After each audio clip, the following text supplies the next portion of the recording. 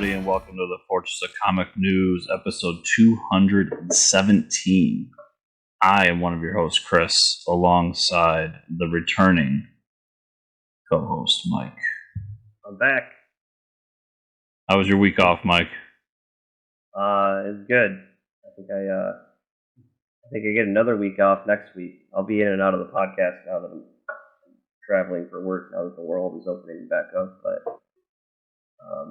feels kind of bad that when I got to listen to the podcast, I'm not on it. So it definitely hurts a little bit, but I'm back now. Yeah, if I remember correctly, I couldn't just replace you with one person next week, so I replaced you with two people next week. Oh, all right. Well, there you go. There's a special surprise for everyone. Yeah. Wow, I never thought that I actually did the work of two people, but look at me now.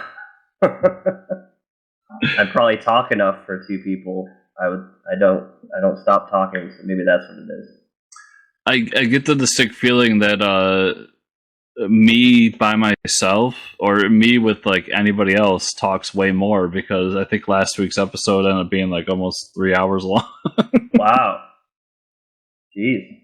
You know, it's probably refreshing to have someone else to talk to for a change, but yeah. And you got to talk with Richard a while back, but Richard goes off, and me and him had a great conversation. I think our conversation, minus what you actually heard on the show, went on for at least 2.5 hours.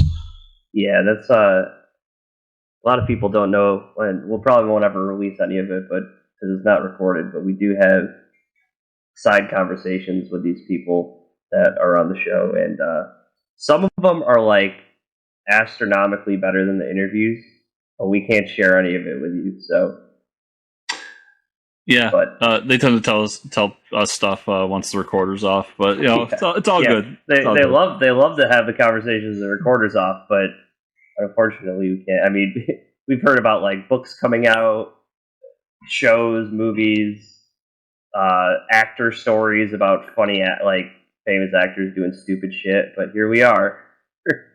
Yeah. And then we get some rants and raves about like, companies doing people dirty and stuff like that. Yeah. Those ones aren't as fun, but we're here for everyone to get that shit off their chest too, Oh yeah. I feel the pain of the comic creator. Yep. Speaking of which, you were away for this one too, but I did get to interview Philip Seavey, who's going to be later on in the show. Awesome, yeah. So everybody looking forward to that. We have an interview with Philip Seavey towards the middle of the show, so stay tuned. I read a shit ton of comics over the last couple weeks.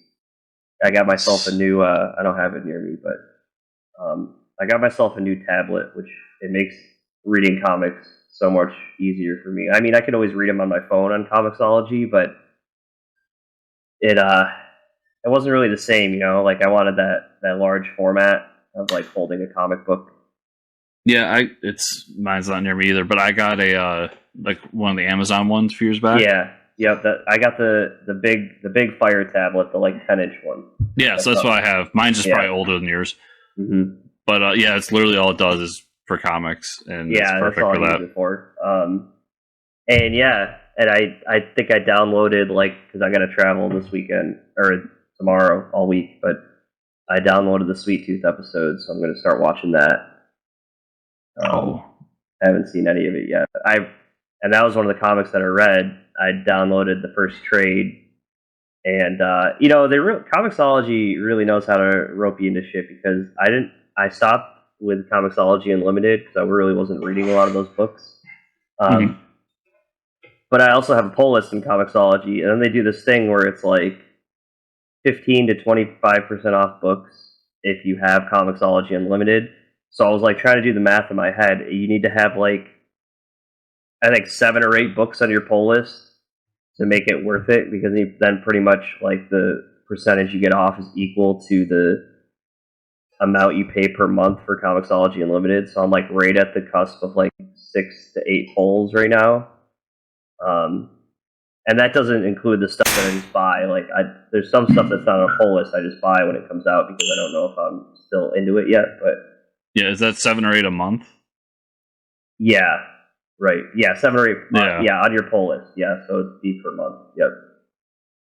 That's not a hard task. Yeah, no, for sure it isn't. But like I said, I buy like a lot of the indie stuff. It's weird. Some books, like for sure, the DC books they let you set up a pull list with the percentage off. Like it's DC books specifically that give you. A lot of indie books don't do the percentage off, so you can be subscribed to those. And a lot of like Comixology doesn't do a great job of like Ahoy, for instance, and the Dragonfly Man series. Like whether the series is done or not, I don't think Comixology knows because it's like you can't really subscribe to future issues. But also, it doesn't associate because that whole series, like the Earth or Wrong Earth series, has had like 3 different titles, but they don't like associate themselves with each other. So like when you look for those series, they don't all pop up together. A chunk of that is on Comixology, but a big chunk of it is also on the publisher. Oh, okay. Because depending on how they go through Comixology, like, so when I did my book, I had to submit it, go through a whole process. I didn't get to choose when it came out, nothing like that. Right. I'm sure if you go through as a publisher, like Ahoy or, I'm forgetting his name now, but the Scout Comics guy we had on recently, he told us off air, like, they actually have to go to Comixology and set up a thing to be like, hey, we need to do this so they come out as they come out physically. So it's a bitch, I know that, but yeah. And it's much easier when you're Marvel or DC and you control 30 to 40% of the market. So yeah, right, exactly.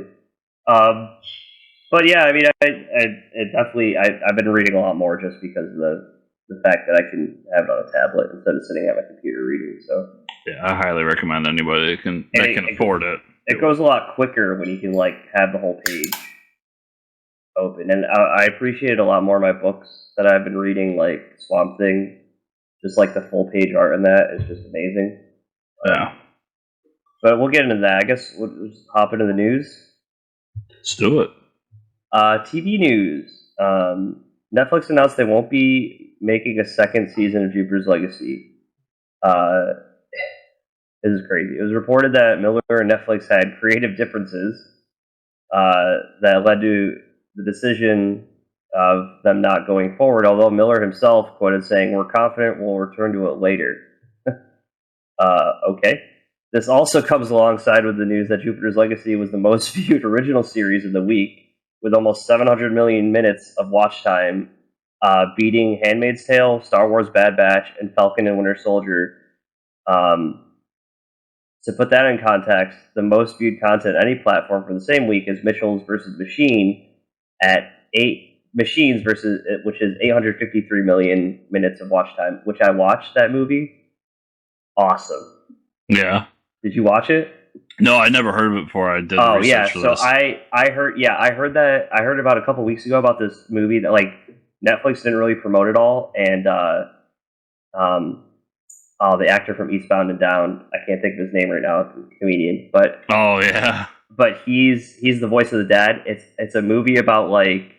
It's an animated movie about this like dysfunctional family, and the operating system, basically like Siri, takes over the world and like locks up humans, and this one family has to like save everybody. But it's like absolutely hilarious. A lot of the references in it are amazing. There's a lot of good references to other movies, but also there's a whole sequence where they go to they have to basically go to an Apple store in a mall to like upload the virus, because it's like uplinked to all the main Apple server, pretty much. And all like the AI awakens all these Furbies. Like in this universe, Furbies are making a comeback. If anybody remembers Furbies, and like there's a whole sequence where like they're running away from like Furbies, and there's this one giant one, and like when they speak to each other, they don't speak in like English. They speak in like old Latin, and they say like weird demonic shit. It's like it's slightly terrifying but like hilarious at the same time. Yeah, like the giant Furby is like, "Bow to your new lord." It says shit like that, and it's like hilarious. That sounds amazing. I need to watch this now. Like that whole sequence, I was like, this movie is worth it just for this sequence. And also they have a hilarious pug, and that's part of the family, and that it just steals the show pretty much. Yeah, but it was such a fun watch. So to bring us back, did you ever finish Jupiter's Legacy? I don't remember if we talked about this. Oh yeah, it was really good. I did finish it. Yeah. Mm-hmm. So this is the first time something like this has happened that I've been like visibly mad about it. Oh yeah, like this is messed up. I mean, I know a lot of almost everybody that I know watched this and really enjoyed it. I guess like there's some critic hate, but like who cares about the hate? Almost 700 million minutes. You know, like come on, that's crazy. Yeah, and it made me mad personally because I just really loved it. Like I think I said in the show, I loved it more in the comic, and that's the first time that's ever happened that I can think of. And then I read this, and I'm like, so it was a gigantic success. Oh like, yeah, you beat Star Wars and MCU, not to mention Handmaid's Tale, and it was rated R, right? I believe so. Yeah, so like that's crazy for something that's not made for everybody. Yeah, so it's like Netflix. What the fuck? Yeah, what do you do? What? Yeah, how could you possibly think this is a good idea? Well, hold on here. We know Mark Miller, right? Yes. And if anybody knows Mark Miller in the comic book industry, I mean, this happened with Jupiter's Legacy, the comic, right? We wanted it to be wrapped up. It was like, okay, you know, issue 2 came out in a month. Issue 2 came out in a month. Issue 4 came out like 4 months later, and I think 6 was like a year later. Like, this is just how he does things. And Mark Miller doesn't deal well with people telling him what to do. And I think that's a little bit of what happened here. Maybe, yeah. So for this one, and everybody can hold me to this, for this one, I'll side with Miller. Yeah. And say, like, Netflix, what the fuck are you doing? If this happens to whatever his next thing is, I mean, I'm zoning on all of his projects right now, but whatever the next thing, if this same thing happens or something similar happens, then we've got a pattern, and I'm going to be like, come on, Miller, like, what the fuck are you doing? Because he got Kick-Ass out. Yeah. And I think Wanted was his too. Yeah, Kick-Ass forever ago. Yeah. Wanted, Nemesis, and I'm just talking movie projects. Like Kick-Ass, we got 2 movies out of, so he did something with it. You know, Kingsman, right? Yeah, that's his too. I forgot about that. And I was going to say, like, them changing his properties, maybe an issue, but Kingsman was pretty much changed completely in that second movie. Yeah. So I don't. And I would say Wanted also was way different, but that might have been far enough away that maybe he was pissed about it, but he's like, fuck it, I got a lot of money out of it. This thing with Jupiter's Legacy is, I don't know, man. It's weird. Maybe they just wanted to develop it to. I could see Netflix being like, oh, we got to make this a 10-season thing. And probably Mark Miller's like, whoa, no, it's not going to be like The Flash. You know, like, we're not going to run this thing into the ground so nobody wants to watch it anymore. Maybe at the same time, I've seen where Netflix, like, it does stuff that, you know, only lasts a few or lasts long enough for the story to go out. I mean, Orange is the New Black went on a little bit longer than it probably should have, but that's kind of the outlier. Stranger Things, like, there's talks that's going to end after the next season. That's only 4 seasons, so it could be. There's so much here that could be going on. All I know is that I'm mad because not only did it end on a cliffhanger, which on its own just frustrates me to no end. Right. But we had postulated that maybe they had filmed this all in one batch and they were just going to separate them, which now we know isn't true. Yeah, because it said part 1. You don't put part 1 on something. Yeah. And it also could be, I mean, we're just speculating here, but Netflix came out and said, like, part of the Millerverse, right? So they're, like, flaunting the fact that they own his properties, and maybe there's, like, instead of moving on to the next thing, they wanted to just do the second season as quickly as possible, or something like that, you know, because he says, well, we'll get back to it, so maybe he was like, no, we need to do Nemesis next, or, like, something, or Superior, right? They're supposed to do a Superior movie. There's also talks that they want to create this, make, like, Jupiter's Legacy its own cinematic universe. Which, okay, but as long as that main Jupiter's Legacy show keeps with what it needs to keep to, I'm fine with you doing, because there's, a Super Crooks spinoff they were talking about. Right. fine. They'll probably be awful, but I don't care as long as this main story stays intact because it was so good. I mean, what it boils down to is money, right? I'm sure. I mean, Netflix is a weird thing. Like, they never really report their numbers, and we have numbers reported here for these. And like, I don't know how that works. Like, if Mark Miller, this is his property, but like, whether 300 million people viewed it or 700 million people, does he get the same paycheck? And is he pissed about that? You know what I mean? And that's what it could be as well. Yeah, I can look it up again, but I looked up the numbers. Actually, Nielsen now tracks streaming numbers because they were almost dead. And now they need something to do. Right. So all these numbers we got are from the week of May 3rd to the 9th. Mm-hmm. And it was, it's broken down by original series, acquired series, and movies. Right. All right. Right. So as for original series, you had Jupiter's Legacy at the almost 700, but it was 696 million.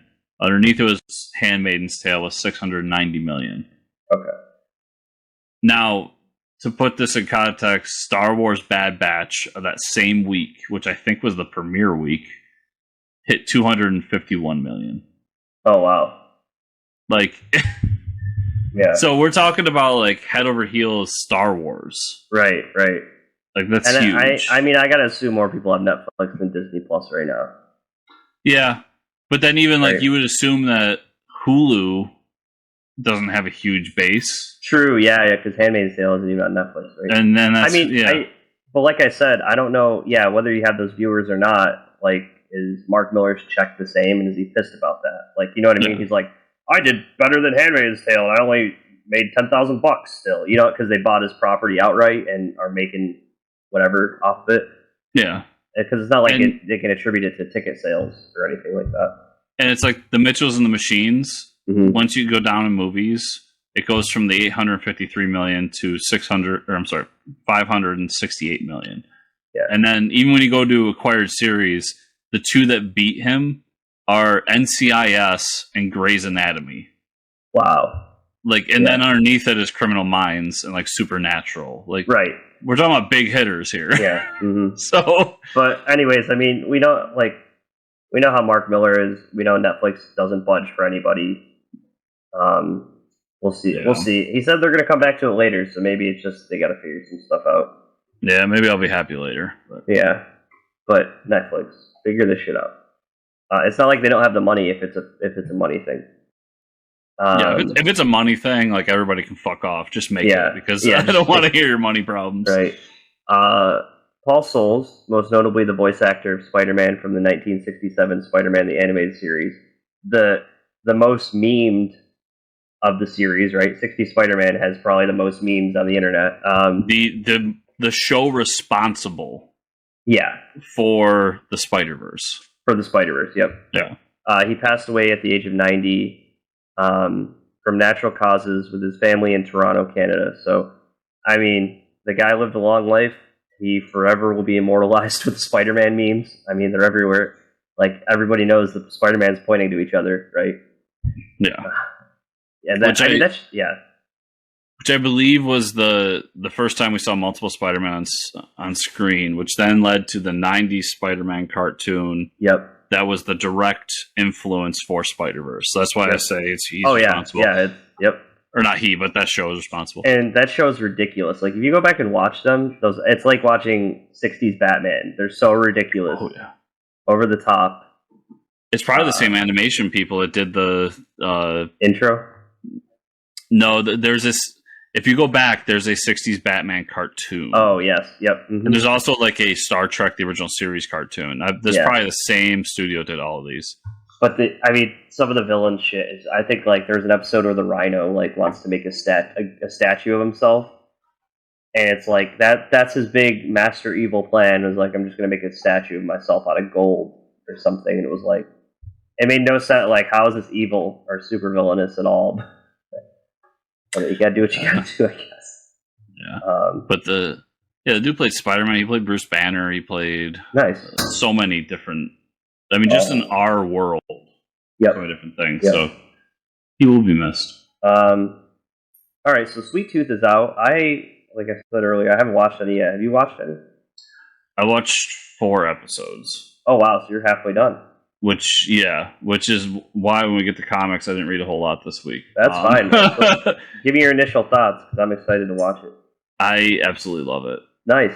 It's the first.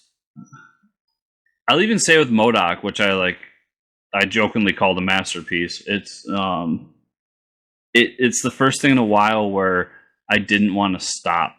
First thing since Jupiter's Legacy, obviously, that I didn't want to stop. Like, it was 9:30, 10 o'clock at night. I had to go to work the next day, and I was contemplating continuing watching it. Like, that's nice. It definitely. You only read the first volume?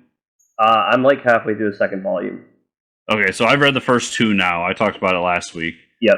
From what I've read of those 2 volumes, it definitely differs a bit from what's happening. Okay. But I like the changes they made. And who knows, maybe we'll read further on, it'll match up with some stuff. But I like what it's doing. I like the kid who plays Gus. Mm-hmm.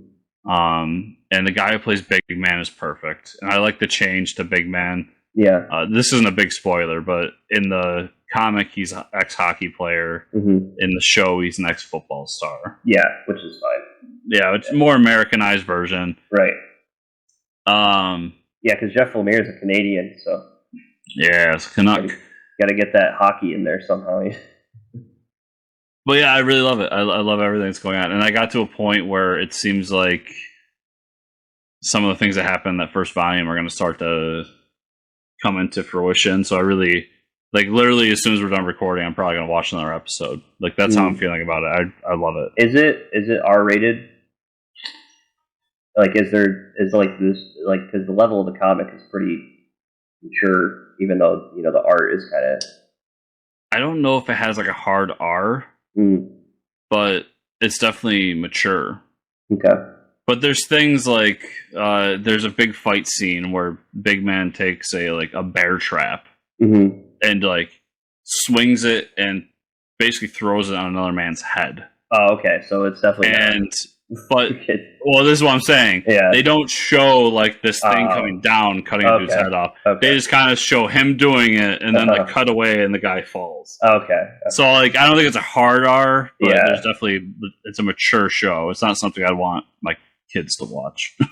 For as what I watched, I got to it came out Friday, was The Conjuring, The Devil Made Me Do It, part of the Conjuring series. I will say that it was good. It wasn't as scary. It wasn't like a horror movie like the Conjuring as scary as the other Conjuring movies. It's really suspenseful because this one is a true story about this kid who murders someone. He's on death row, and the 2 main characters, I can't think of their names.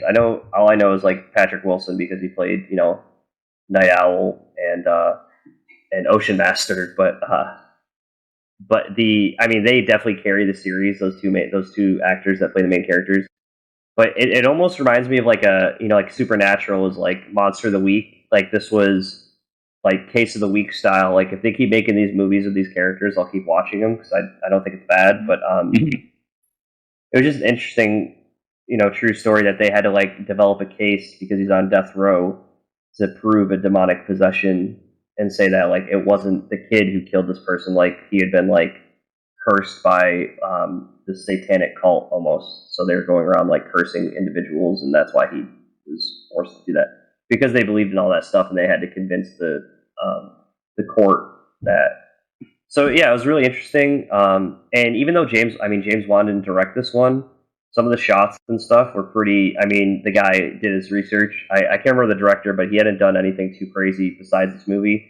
But he had a good grasp of how James Wan opens up a scene, because James Wan is a great horror director. We all know that, but he's a little too busy with Aquaman right now to deal with these Conjuring spinoffs. But it was still really good. I enjoyed it, especially because it's on HBO Max. You don't have to go to the theaters to watch it.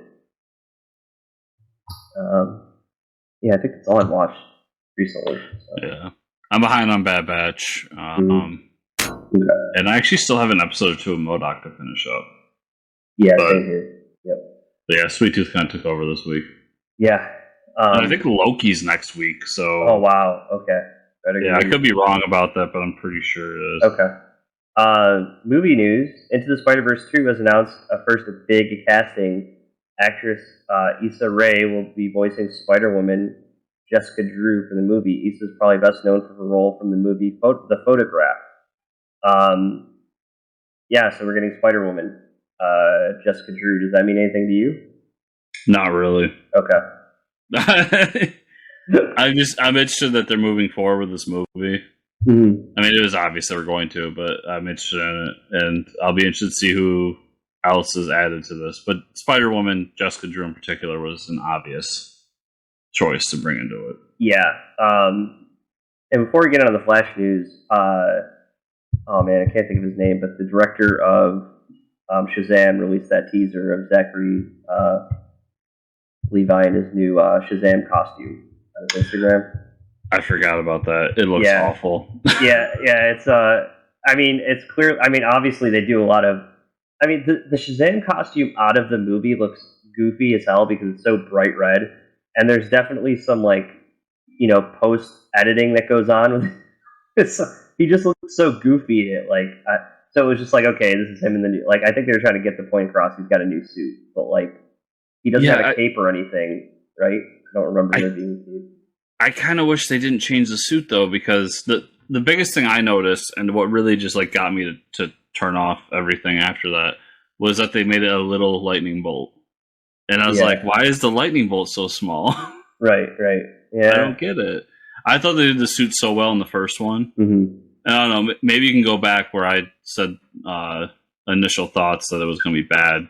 Yeah. Or that I thought it looked bad, but I thought the suit in the actual movie was so perfect that I know you just don't change it. There's no reason to change it. Yeah, and if anything, you let him have the cloak style. But yeah, the small lightning bolt is I think they wanted to show off his abs a little more, or his pecs. I don't know, but it's fake abs. Yeah, it's fake abs.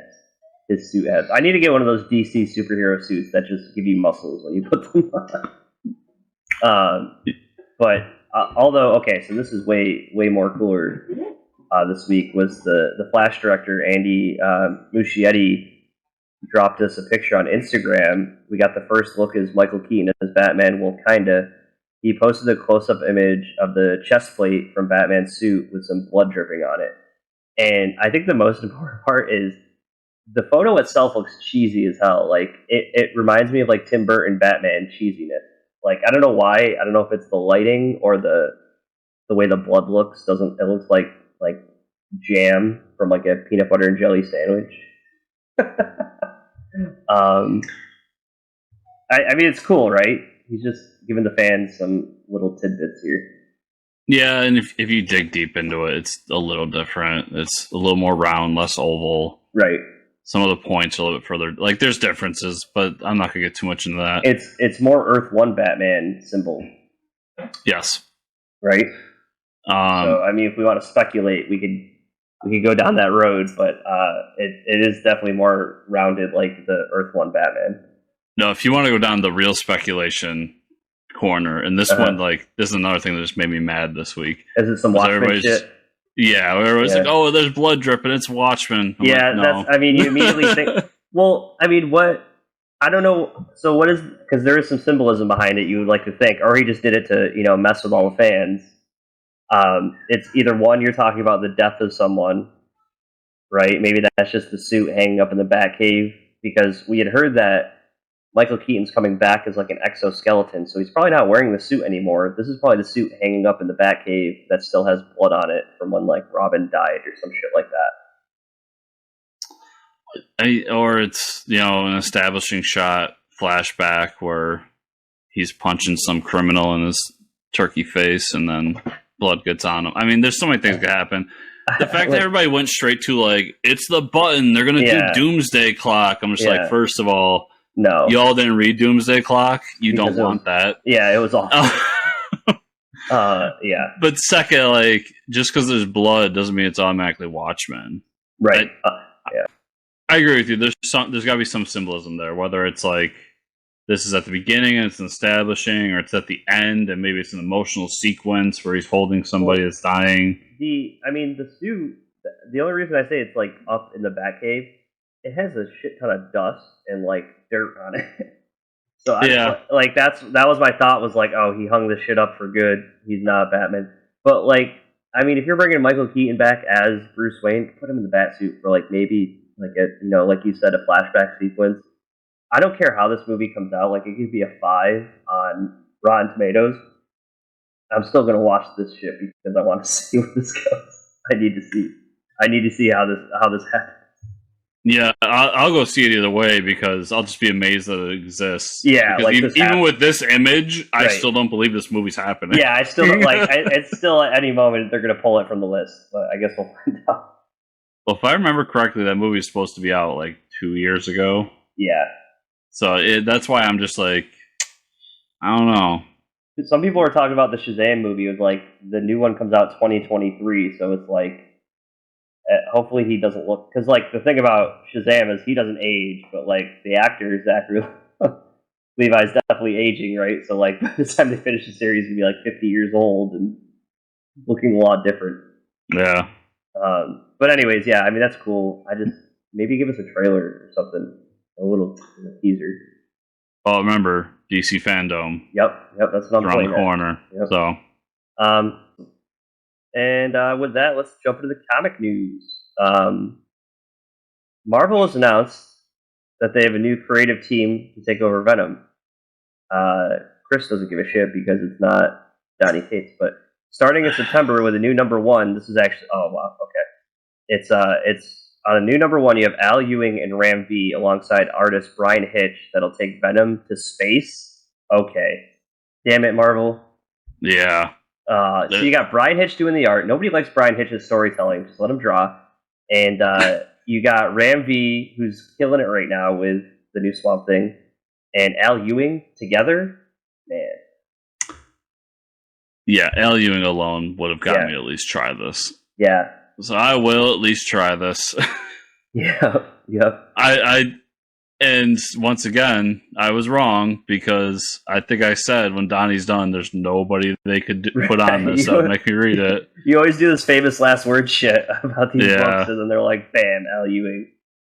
And Brian Hitch, I mean, great art. I mean, yeah, it is what it is about his writing, but like his art, definitely I favor more. I think it's stronger than his writing. Yeah, and I like this promo image they put out. Mm-hmm. I saw a lot of people were like mad that like Venom's gonna be in space, but like isn't he from space? Yeah, the symbiote's from space, right? So what? I mean, what do they want? Like, yeah, I don't know. I'm not a huge Venom fan, so maybe this is a thing that I don't know about. As a Venom fan, you were really happy that they related it to some weird old dragon god from outer space that like controlled all the symbiotes, but when the symbiote wants to go back to outer space, you're like, no, don't do that. What the hell? Like, come on. And it seems to me like it makes sense. Like, you just had Null, who was, kind of the elder god of the symbiotes. Right. And you defeated him and this and that. And now you've got all these symbiotes lying around that were under the control of Null. Yep. And spoilers for King in Black, but Eddie Brock Venom is the King in Black, so he is now in control of the symbiotes. Wouldn't it make sense that they go back into space and try to maybe establish a new planet or something? You would think. I don't know. I'll be interested to check this out. I was confused by some of the controversy around it. Right. Now, this is a book that I'll be reading as well coming up. Alongside the Venom news, Marvel announced who will be taking over Hulk after issue 50 of Immortal Hulk. Starting in September, writer Donny Cates, alongside artist Ryan Ottley, will relaunch this title series with a new #1. And this cover is fucking badass. It's awesome. I mean, this #1 is so cool looking. You got Donny Cates, you got Ryan Ottley drawing the Hulk. What do you think, Chris? Well, first of all, I think it's hilarious that Al Ewing and Donnie are just switching. They just swapped roles. Yeah. Al Ewing was on Immortal Hulk, and now here we go. I'll obviously try it out. It's Donnie. It's Donnie Cates and it's Ryan Otley. Like, of course. That cover. Of course, I'm gonna try it out. That cover is so awesome. Like him doing like the superhero landing. Yeah, I understand. I think that shit's so cool. It's so good, and some of the interior work I saw looked great too. Mm-hmm. I'll be interested. I mean, it's kind of hilarious to me that Donnie's doing Thor and Hulk right now. Yeah. And I also want to point out that Donnie has said he's still working with Stegman on something. Mm-hmm. And they haven't announced it yet. Mm. So what the fuck are they doing? Yeah, what are you guys up to over there? I'm putting my foot in the sand. I think they're bringing back the Ultimates universe. Oh, man. That'd be the way to do it. Yeah. But I'm excited for this Hulk book. Yeah. First time I pick up a Hulk book since Jason Aaron did it. Yep. Although, to be fair, I have been reading you read in trade. Yeah. Marvel has decided. I've never picked up a Hulk book, so this is the first time I'm buying one. So we talked about this earlier. Do you then still have Comixology Unlimited, or I don't? But I'm thinking about getting it. If you get it back, I believe the first volume of Immortal Hulk is on there for free. Mm. Check that out. I think because it's very horror bent. Oh, okay. It's kind of like it's what you talk about with Bun a few weeks back, body horror, nice. that kind of stuff. So you might like that series. Okay, cool. Yeah. Marvel has decided that in September, Doctor Strange will die. Okay, next piece of... No, I'm just kidding.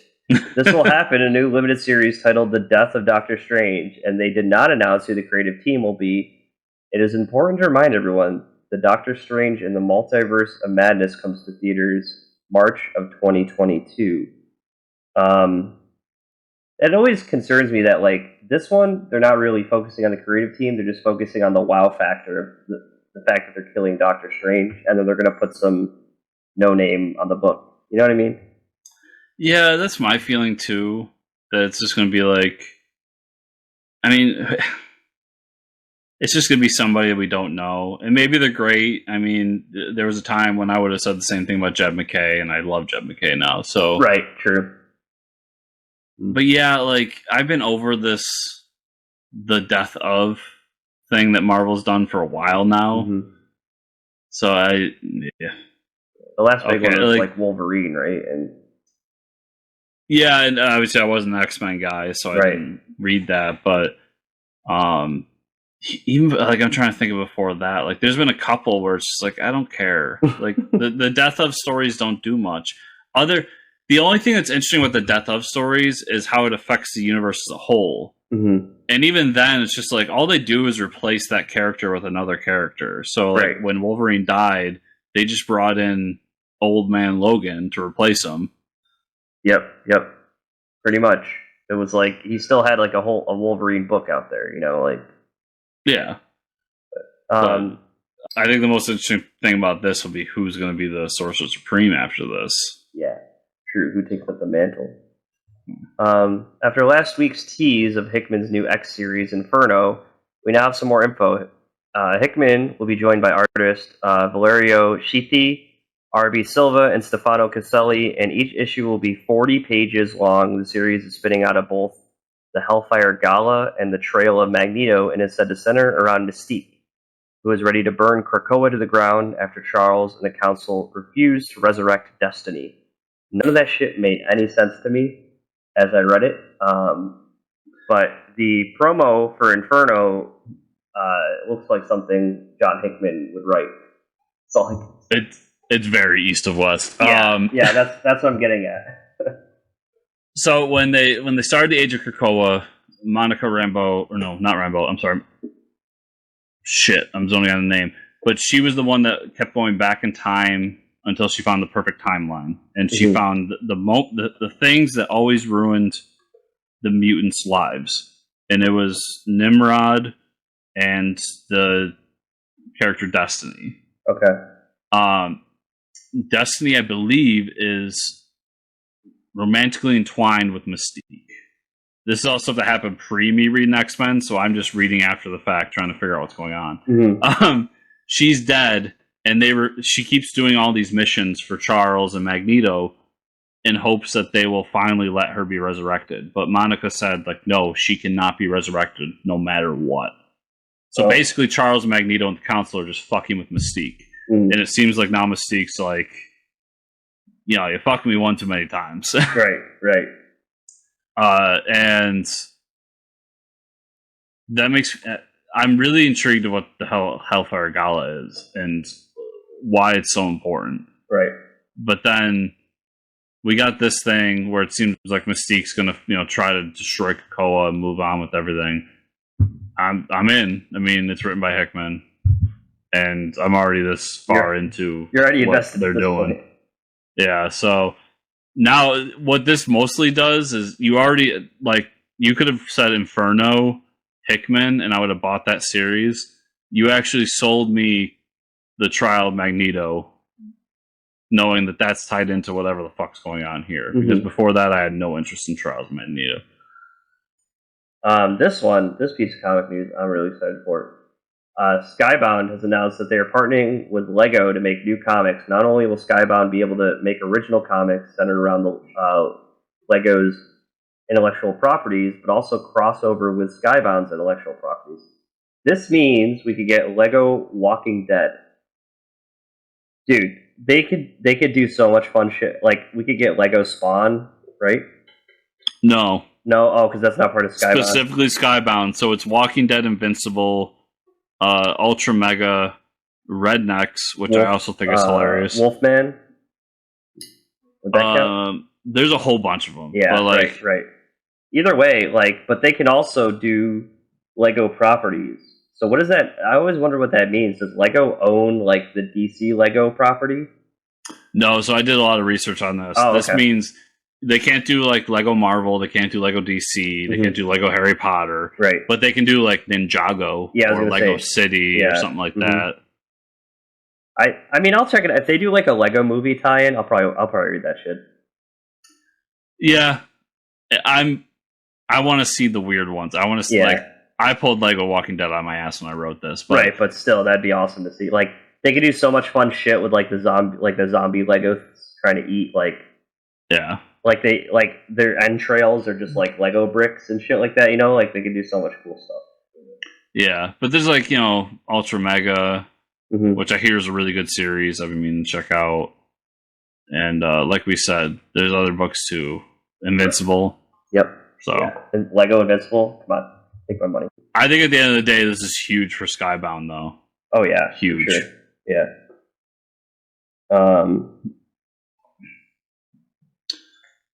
So before we get into what we read, these came in the mail yesterday. Oh, I got Super Best Friends and Broke Down 4 Dead Bodies number 4. Nice. Plus, Travis was nice enough to send me an alternate cover for number 1 as well. Oh, that's cool. So, yeah, awesome. I got those. I haven't got a chance to read them, but I got them in the mail. Very cool. And did you do Super Best Friends? Yeah, I have the PDF of it. I just don't think I've read it. Yeah. It's pretty thick. Nice. Thick. I like more comics. Yes. So I read a lot of stuff. A lot of the stuff you've already read. Like I actually did Heroes Reborn number 1. Jason Aaron, Ed McGuinness. I thought, you know, it's the whole thing with Blade waking up and not knowing what the hell's going on and finds a frozen Cap. I think the storyline's really cool. I'm going to read it all, just not yet. I'm definitely going to just buy all the remaining issues.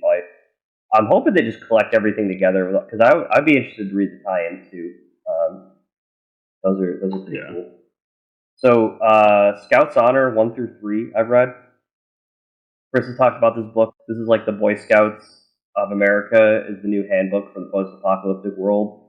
There's a lot of underground shit going on where the Boy Scouts aren't as, you know, like pure and good as they make themselves out to be. They've kind of ruled with an iron fist. And the main character, spoiler alert, isn't a boy. So it's the whole like Mulan style thing where like she's hiding undercover, but she's also the best Boy Scout of them all. She's a woman scout. Yeah. So Girl Scout. Who's the writer on that again? Matt Milla and then Carlos Mengual on the art. So I remember when the news came out. I don't know if you saw, but in real life, they're allowing girls in the Boy Scouts. Oh no, I didn't see that. So yeah, whatever people's opinions are, put aside. But that news came out alongside this reveal. And he was literally just like, "Come on!" Like, yeah, I was like, "What the hell?" Yeah, like that's the whole premise of his book. I mean, it's still a great book. Yeah, but yeah, it still works. But yeah, it was funny. Godzilla Cataclysm. I read through that whole trade. That's the Cullen Bunn, Dave Watcher on the art. It's just a really fun Godzilla story. The art is amazing. Follows a old man that had a personal tie to Godzilla, where they were using human minds to like control the kaijus, and then it has Biolanta in there, which, if you remember in the interview, Cullen said it's one of his favorite monsters. So of course the story kind of revolves around that. It's got some other cool, like Destroya is in it. Destroya is one of my favorite monsters. So this is a really solid Godzilla story. Did you see? I think I shared it on Twitter. But somebody found an old Godzilla video where Godzilla was the first one to do a 360 no scope. Oh no! Yeah, so it's from one of the old movies, and I couldn't remember what it's from. But he literally does, like, he charges up, he does a 360, and then shoots out his laser, whatever, his fire radiation breath, and shoots one of the other monsters. Oh, that's so like awesome. Godzilla was the first 360 no scope. Yeah, makes sense. Yeah. Batman vs Superman, or Batman/Superman 18. This is Gene Luen Yang and Ivan Reyes on the art. You read this, I'm sure, right? Mm-hmm. I read it last week. Yeah, it's just a good series. We're getting to the end of the story here, where the Auteur.io is the program.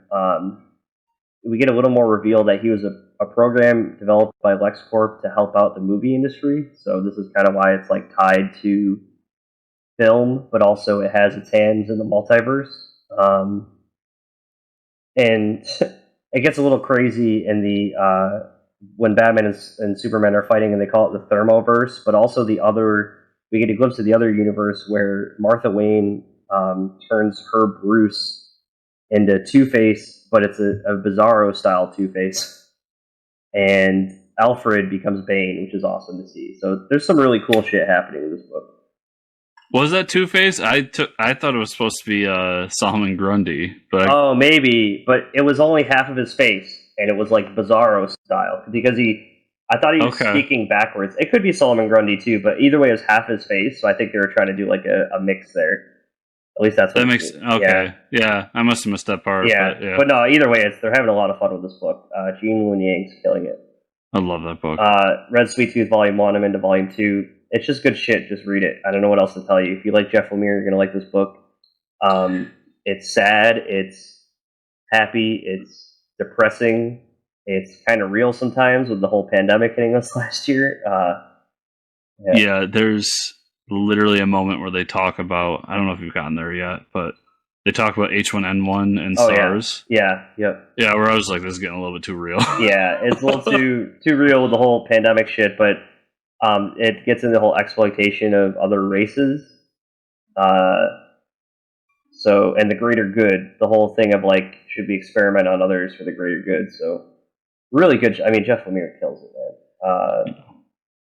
Batman 109, get a little over Batman.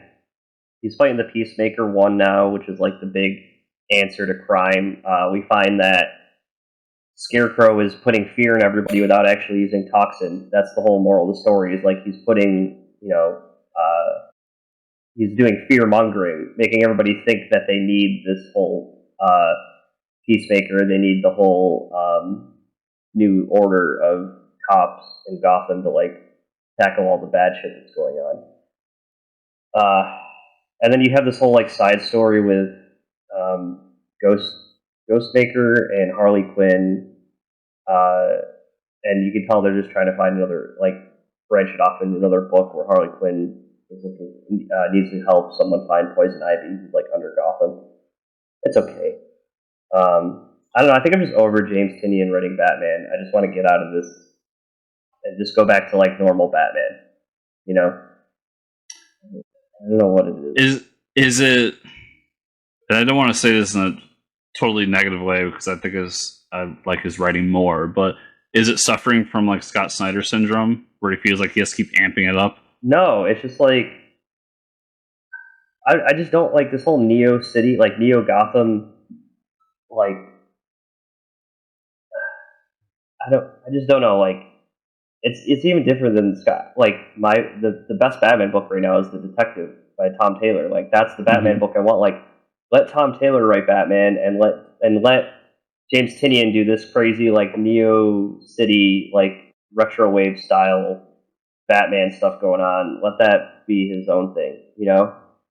I don't know. Yeah. I'll be watching very interested when Fear State happens, because yeah, we'll see. I read Justice League Last Ride. I think you talked about that book, right? Yeah, it's a good book. Yeah, that's just a really good Justice League book. Something happened. It's a Elseworld story, pretty much, where I think John Johns has died, and the League doesn't really help each other out anymore. But they have Lobo,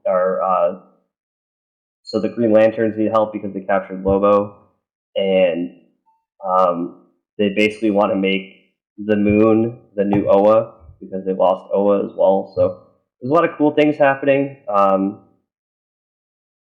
know I enjoyed it, and I'll probably continue reading it. Crime Syndicate 4. There's just more Crime Syndicate shit. It's really good stuff. Not much else to say there. I like the switch in this issue, though.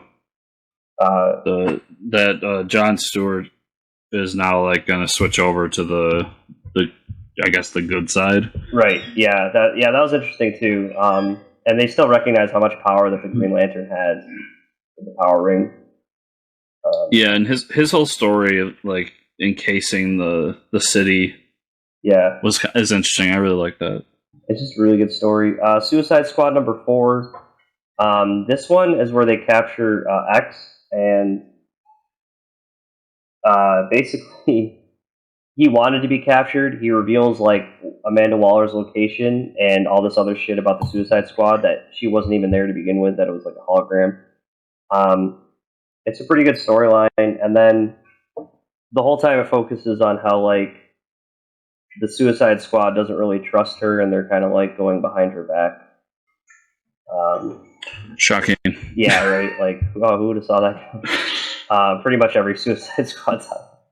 But the person that's doing it, and who you wouldn't think, is Peacemaker, because he's such like he acts like he's so obedient and stuff like that, but he's the one that's actually he's not as big of a idiot as he makes himself out to be, pretty much.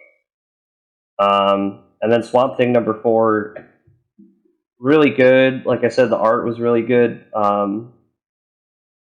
The last issue, they get like sucked into like that dream world, where he talks to like the original Swamp Thing, Alec Holland, and we get like a big overview of the like where Swamp Thing is now, like the green and history of everything, and then they get pulled out, and the person that's investigating what's going on with Levi, the new Swamp Thing, goes to the Suicide Squad and Amanda Waller and says like, "Hey, I have someone for you to investigate." So it looks like this, which is kind of weird for this book, because it wasn't like really superhero-ish, and it didn't seem like it was going to tie into any other books. But now they're like connecting it to Suicide Squad next issue, which kind of, I don't know, it was kind of strange for this book, but we'll see where it goes. I mean, I'm reading Suicide Squad, so I don't mind. But, and that's what I read. All my stuff. That was a weird turn. Yeah, like the last page was like, oh, you did all this crazy like Swamp Thing shit in like the dream world, and then bam, Suicide Squad's coming. Like it kind of felt forced almost. So I'll start with Heroes Reborn. I didn't get to read what was it, Double Action or whatever, which is the Nighthawk and Falcon book, but I did read Heroes Reborn number 5, and then Heroes Reborn American Knights number 1. This was basically Batman week at Heroes Reborn.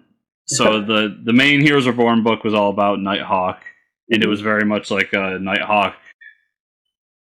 We kind of get his origin, and then he ends up going to Ravencroft, Arkham Asylum, and fighting a bunch of people there. So it was very Batman, and it was it was interesting.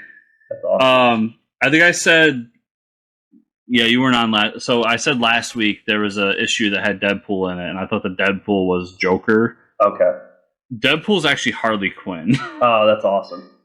Green Goblin is Joker. Okay, that's funny. And so Green Goblin's kind of in the asylum, getting everybody going and making them go nuts. Mm-hmm. And then the backup story was our introduction to Black Panther in this universe. And then Steve and Blade kind of finding him, being like, shit ain't right, you gotta come help us. And then the American Knights book was a Gotham Central book, basically. Have you ever read that series? Yep. Luke Cage is the commissioner of Washington, D.C. Awesome. So he plays the Commissioner Gordon. And it's him going through and trying to fight crime in the streets when a mysterious vigilante appears. And it's the Serpent, which is Matt Murdock. So it's basically Daredevil. Mm. But in this world, you find out in the second issue that instead of the Church of Jesus Christ, we have the Church of Mephisto. Oh, okay. So that's one of the big twists that Mephisto's somehow involved because everybody worships Mephisto. That's awesome. So in this world, Matt Murdock is a cleric for the Church of Mephisto. Mm. And so instead of becoming the Daredevil, he becomes the Serpent because that's the first thing that Mephisto or the devil turns into to come and be a part of Earth. Blah, blah. Mm-hmm. It was really good too. Like I said, it reminds me of Gotham Central, which is one of my favorite DC books ever. Right. And there's a great line there too, where Cage is talking about how he doesn't like religion, and the reason he doesn't like religion is because he was indoctrinated into a cult as a kid, the cult of Christianity. Awesome. It's a good line to go along with the world. Nocterra #4, which is the Scott Snyder Tony Daniel book. Another good issue. I like this world they're creating. We kind of get more of a backstory of what happened to our lead character in the past and how she got after the big, whatever they're calling it, PM.